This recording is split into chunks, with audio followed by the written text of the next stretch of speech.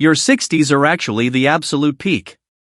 How negative it can be and all these things that can happen physically. But a lot of the older adults I talk to and I've interviewed for my book are saying actually 60 or 70 was probably the best time in my life. Nice. Yeah, and that makes me feel, it's a select group who I'm talking to, but it's not like it's the best time in terms of my aches and pains or, sure, I wish I was 40 for some reasons, but those times can be very challenging and stressful. So from a psychological standpoint, it's interesting to look at these kind of nonlinear dynamics. It's not a linear decline. It's not that happiness just gets better with age. There can be this midlife dip. And, I'm not a clinical psychologist. Some people call this, midlife. Well, of course, there's a conflict at midlife. Well, there's really conflicts at every stage. Some of the, Erickson's work on said every decade there's a conflict, and it's how you resolve it allows you to kind of move on to the next stage of life.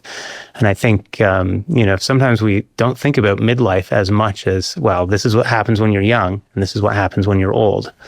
And it's probably how you deal with what happens in the middle, which allows you to age well.